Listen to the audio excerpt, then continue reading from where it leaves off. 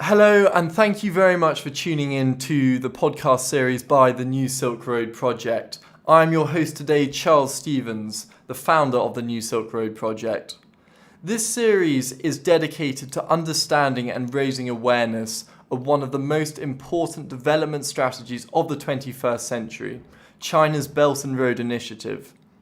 The centerpiece of the New Silk Road Project, an initiative supported by Jeep, CSIS, Magellan Capital, the University of St Andrews and Shira, was to travel the course of the Silk Road economic belt from London to Yiwu in eastern China, interviewing the key actors and academics along its course. We will have to apologise in advance for some of the tangential moments in this podcast series, and also the variable quality of audio footage. We do hope this series sheds important light into China's growing global presence and the significant changes taking place across Eurasia. Bogdan Góralczyk is an extremely accomplished man. He is a political scientist, former ambassador, publicist, sinologist, and currently the director of the Centre for Europe at Warsaw University. He gave us wide-ranging insight into Polish-Sino relations over the course of his career as a diplomat and academic. Let's talk about the region, which is something important for me because we are in Central Europe. We reduce Eastern Europe term into several, we divide it in several regions.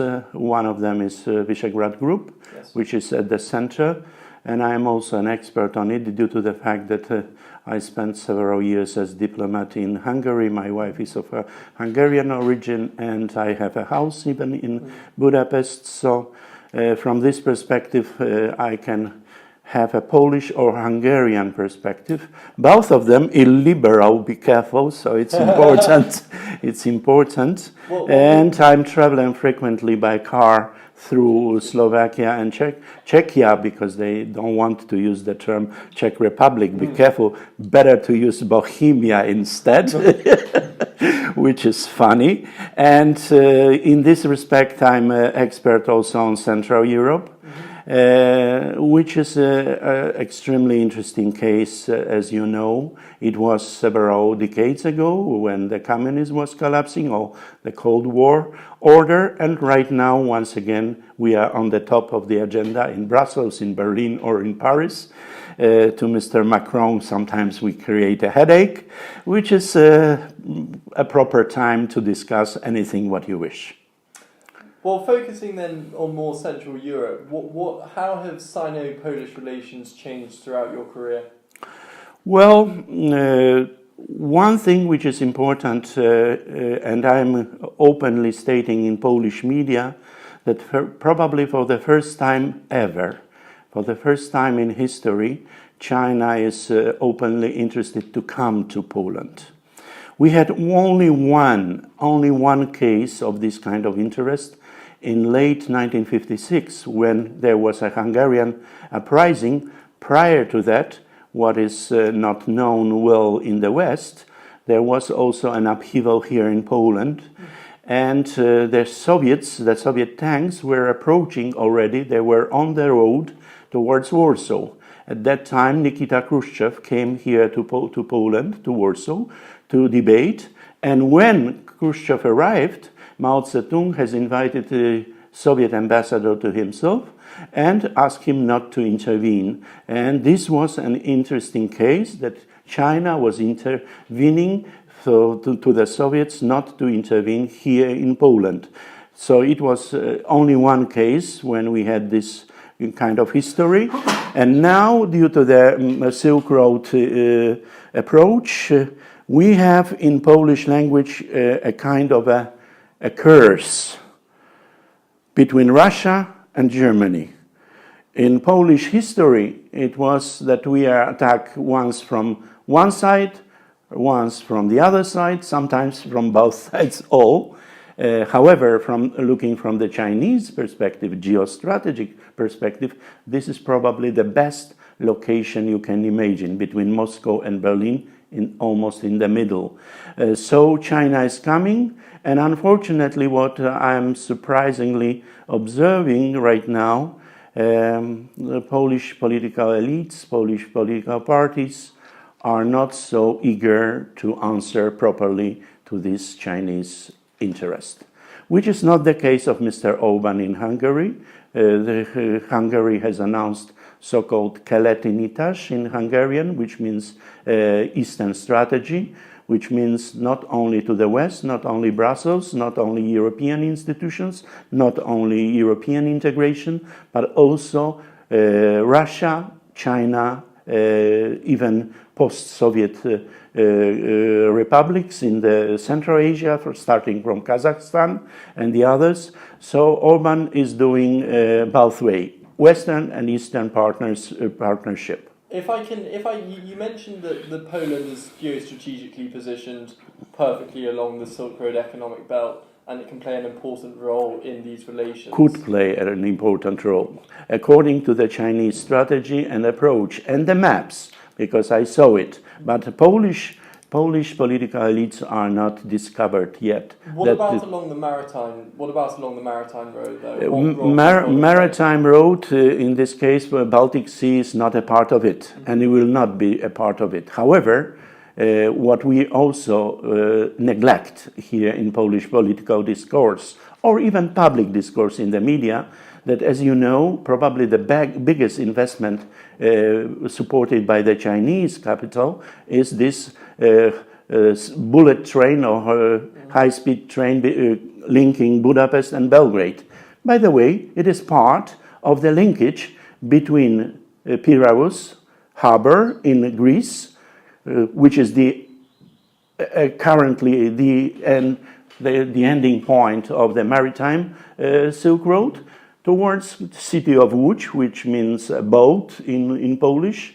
It's center of Poland, which was discovered by the Chinese as the proper place to have a communication hub for the whole of Europe. So this is a part of the bigger investment project to connect Piraeus with Łódź as the connecting points of connecting maritime and landmark Silk Roads. You mentioned Piraeus as one of the terminuses of the maritime road. What do you think about Rotterdam or Valencia or other ports? Rotterdam, by the way, is the ending point. I saw the Chinese maps. I saw what the Chinese are pronouncing and announcing. If you take this town of Łódź, which is 100 kilometers west from Warsaw, so they sketched several maps connecting, for instance, this central hub in Poland with Rome, with Rotterdam, with Berlin, with Sweden or Denmark. So you have many roads starting from it. But the major road is going through Kazakhstan, Russia, Belarus, and Poland. And this is an initiative which is very long term. I mean, the expected completion date is going to be 2049. On this basis, do you not feel that this picture and this landscape is something that could change? Of course, definitely will change. Our world is changing almost day by day, so obviously so. However, it is already changing because we didn't mention that the Chinese, the former Prime Minister Wen Jiabao, was already here in Warsaw 2011, when exactly here in this town, in Polish capital, he has announced another strategic initiative, so-called 16+1, which is cooperation with the countries of the region, not only Central Europe, but Central and Eastern Europe, also including Western Balkans, what we are using the term in the, let's say, Brussels parlance. So we have already, we discovered that the Chinese were coming earlier, and right now the Silk Roads are just covering it. We are still have the summit meetings of 16+1. The next one will be in Sofia. And you've talked a bit about high level cooperation on a political On a stage. political level, we have no problem whatsoever. Polish Prime Minister was attending, Beata Szydło was attending the first summit meeting of Belt and Road Initiative in Beijing. Xi Jinping, the president, was here with the official visit.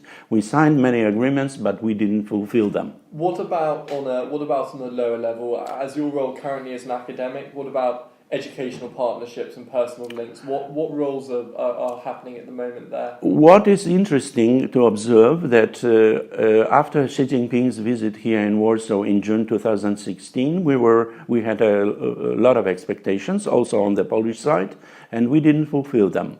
And at that time, very pragmatic Chinese leadership came down to the self-governments, to the local level, and signed many agreements with local authorities. And we have many Chinese investments not signed on the government level, but on a local level. And the Chinese, in this perspective, the Chinese are already coming, and we have a lot of investments coming to Poland, which is not covered yet by the statistics. But you mentioned also educational cooperation.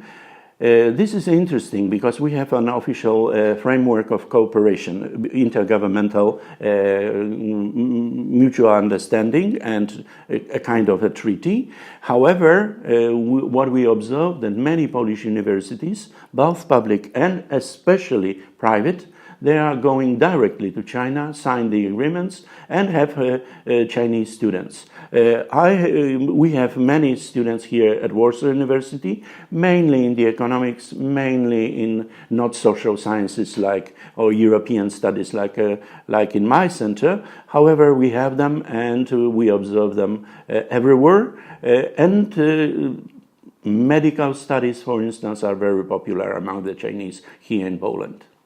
And you mentioned the 16+1 initiative preceding the Belt and Road Initiative. What are the links between the Belt and Road Initiative and Made in China 2025? Well, Made in China, as you know, is future-oriented. It's about innovation, while 16+1 is rather not to be absent, not to be out of the region. So, to my mind, 16+1 was to discover the new territories, to discover the new opportunities, looking from the Chinese side. For us, on the European side, it was also to discover a new partner, because after 1989, we changed our policy totally. Mm-hmm. We were part of the Eastern Bloc, and we turned to the West, totally, almost 100%. And we neglected Middle East, Africa, so-called emerging markets. And only after 2008, we started to rediscover, not everyone here in Poland, we started to rediscover that India, China, Turkey are existing on the map. So we are not only Western-oriented anymore, and in this perspective, from this perspective, 16+1 was a proper opportunity to discover what China is proposing. What about between the Belt and Road Initiative and Made in China 2025? Do you see some connections there? Well, for me it is obvious that China 2025, as I mentioned, is about innovation. We are not the leaders of the innovation in Eastern and Central Europe. However, we have many possibilities and opportunities, and we observe that from time to time a new agreement is signed concerning some particular fields. However, we have no big companies or investors like KUKA in Germany, which was a famous case. We have no this exactly. So, or Syngenta, which is the Swiss big combinate. However, in Hungary, one of the first major, let's say, agreement was concerning the Borsod, which is the biggest chemical company in Hungary, which is already the first Chinese investment in this country. And do you see Hungary as a successful model for Sino-Polish cooperation? No, openly stating no, due to many reasons. We have a different approach, different interests. Poland, due to the geopolitical position, is always very careful with its relationship with Russia. Some people say we are the fifth column of Americans in Europe against the Russians, which is not the case of Hungary. So here we have different geopolitical position. Second, Hungary was a part of the Habsburg Empire, so Hungary is rather traditionally, mentally, psychologically, historically oriented towards Austria, Germany, sometimes Bavaria. And I'm not thinking only about the beer. This is not the Polish case. Poland never was oriented towards Germany. Only after 1989, our major partner, investor, trading partner is of course Germany. More than 1/3 of our trade volume is with Germany alone. So yes, Germany is an important partner, but not psychologically linked like with the Hungarians. Next point, Hungary is so close to Balkans that, like it or not, looking from Budapest perspective, you need to observe what's going on there.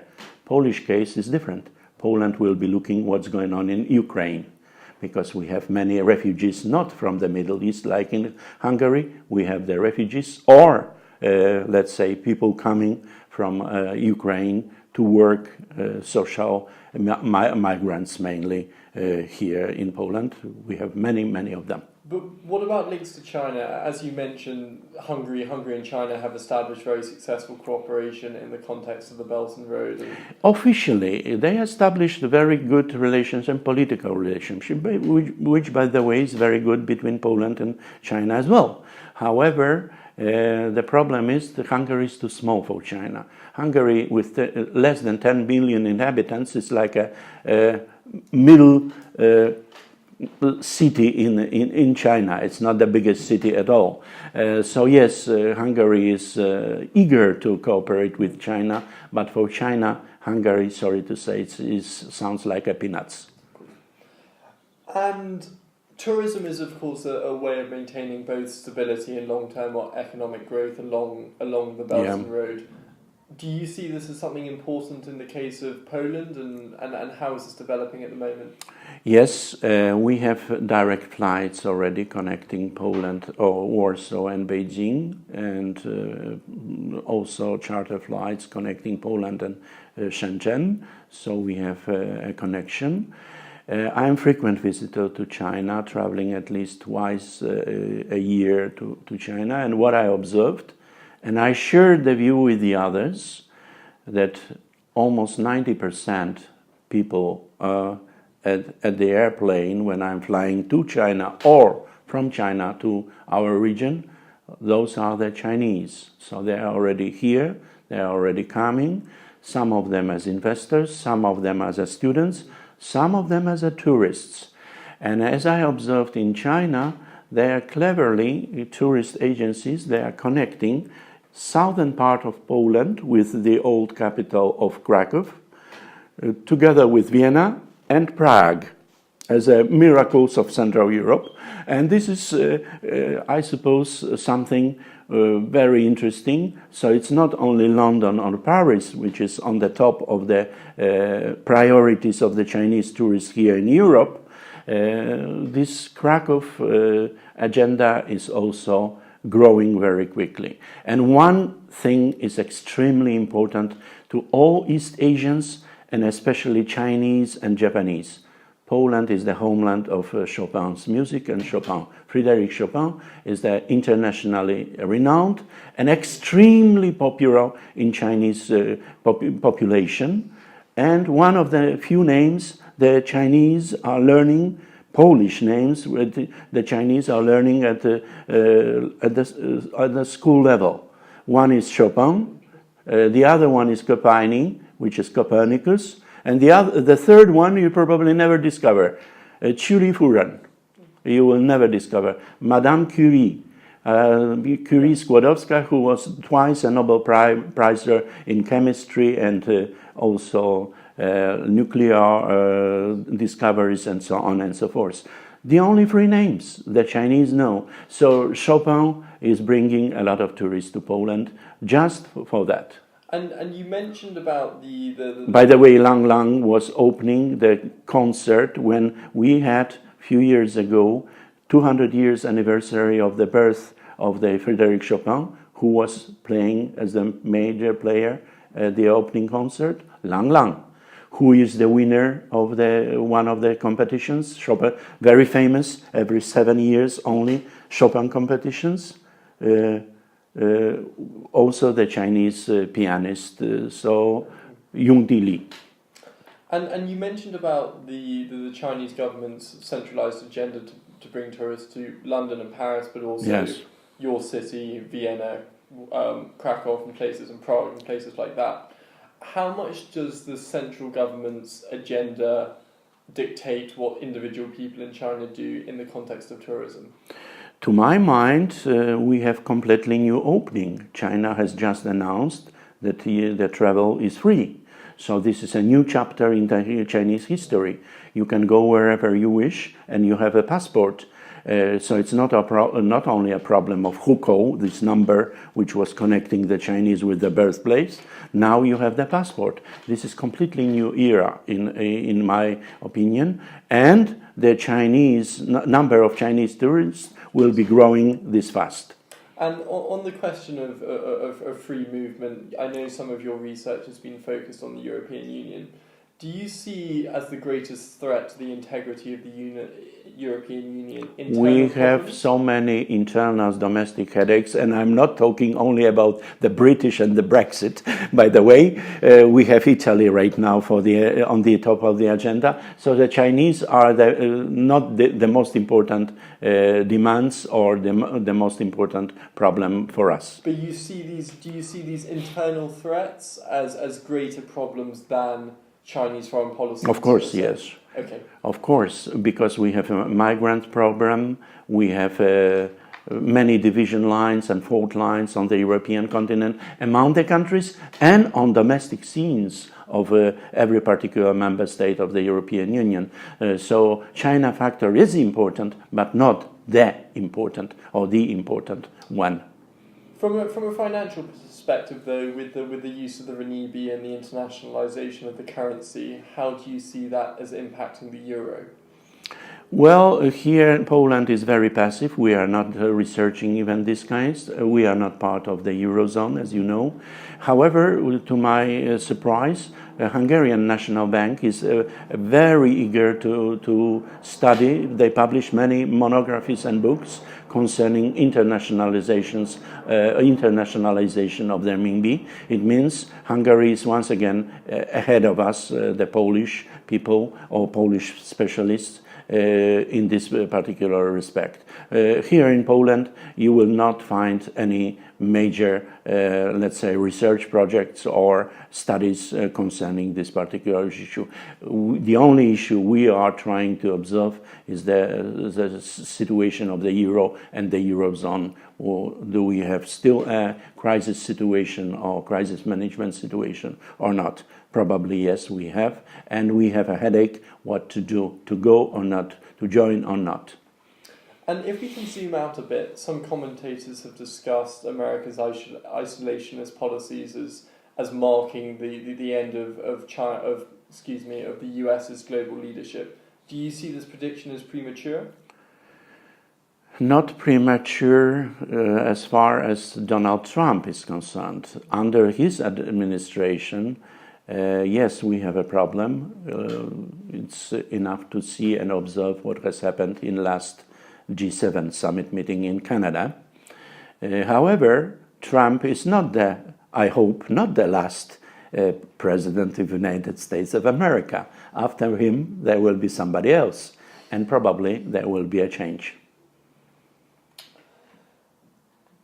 And China brings different paradigms and values to the global stage. These being authoritarian capitalism, emphasis is on socialism and also developmental state, I would say. A developmental state. How do you feel as China grows as a country, as an international agenda setter, this will affect the Enlightenment-based values that the West has been accustomed to? Good question, by the way. And you asked me at the very beginning to say something about myself. Now I will say something about myself.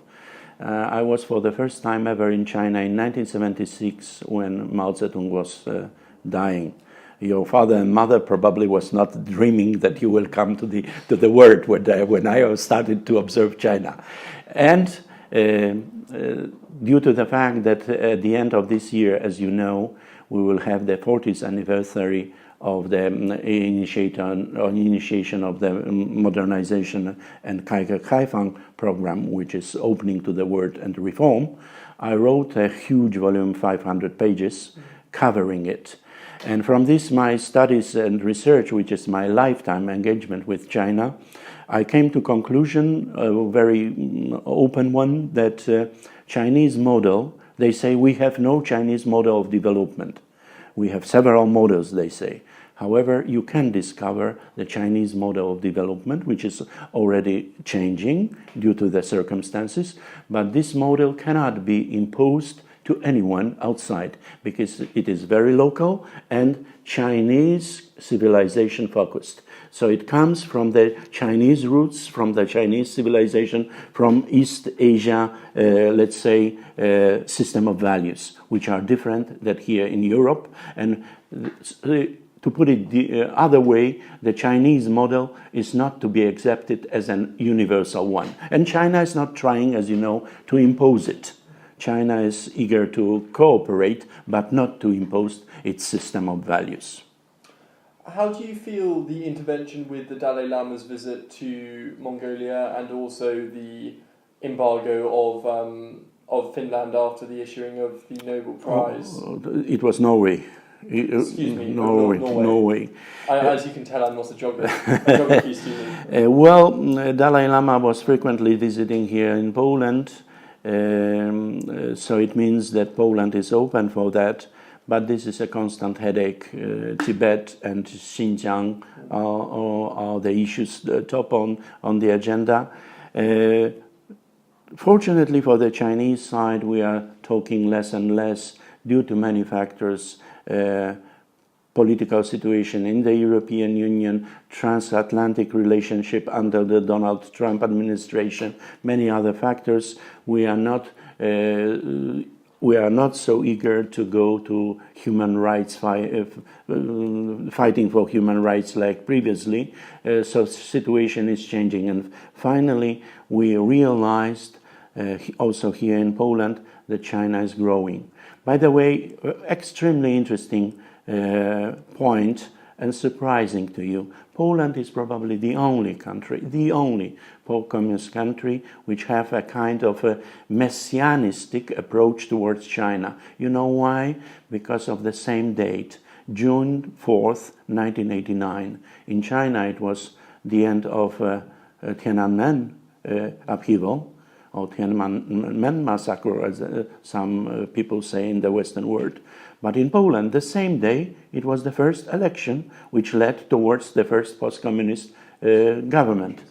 And since then, we were treating here in Poland that we are the leaders, we are already real Democrats, and those Chinese are very ugly. They are producing what they produced. So they are authoritarian, totalitarian system and so on. And only after 2008, the situation slowly has changed. But we had a kind of a very messianistic approach towards China for more than 2 decades. And I know, but before I get on to some of the last questions, that Poland was one of the first countries to establish diplomatic relations. Actually, the first. So no, it sounds. And also, another important, we have the first joint venture with China, which is still working and existing. Chipolbrok company, shipyard company, which was established already in 1950, so prior to the Korean War, and still existing with the offices in Gdynia here in Poland, on the Baltic Sea, and in Shanghai. So we are the pioneers in this respect as well. And what do you see as being the greatest challenge to BRI over the next 5 years? BRI is geostrategic and geopolitical concept. This is something which surprised many in the West, including the Americans, because this is something treated as a challenge towards the American hegemony or American domination. Also, with many are suspicious here in the Western Europe and in Europe that China is coming, that China is investing, that we don't know. China sometimes is untransparent, and so on and so forth. We are divided because we are democratic societies. Some of us are treating China as a challenge, some of us as a threat, some of us as a proposal, some of us as an opportunity, and it depends whom you ask, here in Poland or there in England, and you will have different answers. So we are not unanimous, we have differentiation, and we have different approach. What is the problem when you're asking me what will be in next 5 years? That China has a strategy towards Europe, European Union and European member states, with the exception of Germany, have no strategy, no blueprint towards China, which is our mistake, our problem, and our challenge in front of us. Because something has happened recently. Instead of the third world countries, we have the same countries, and we recalibrated them into the developing countries or emerging markets. And at the same time, we have no strategy towards China, towards India, towards emerging markets. This is a problem of ours. And what about from the Chinese perspective? What is the greatest challenge that China may face? China is not endangered from outside. China is undergoing still a process of transformation and reform. And actually, I mentioned that, and this is visible from my book, which I mentioned, that China has produced in the early 1990s its model of development. It was mainly development-oriented and high growth-oriented. Big growth and strong country was that top priority. Not anymore. Not very strong country, but strong middle class. Not export as a major engine, but domestic market, blooming as an engine of the new concept, and not only industrialization, but innovation, completely new strategy.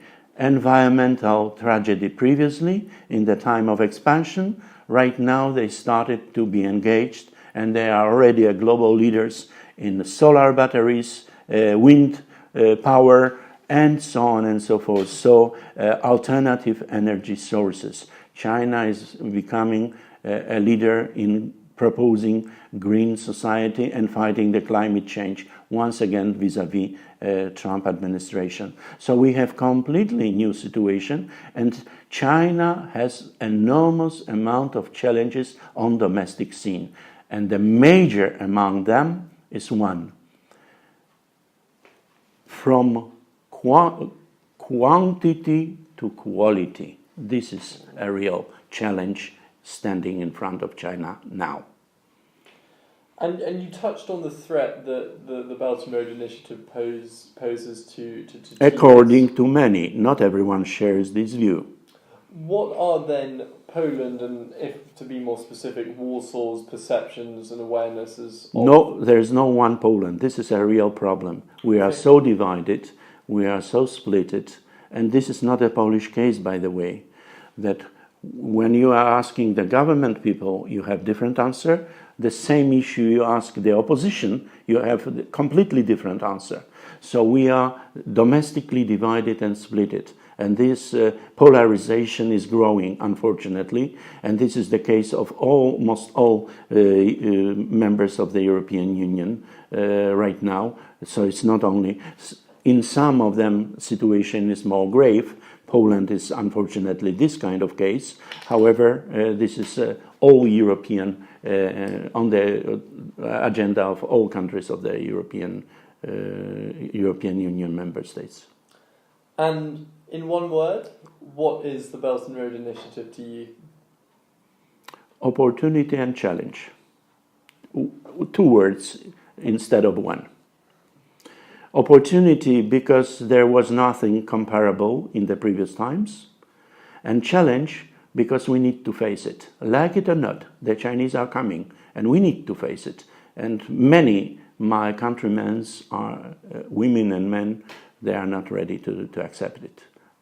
So I have a job, and I am very busy man recently due to the fact that not so many experts on China we have here in Poland.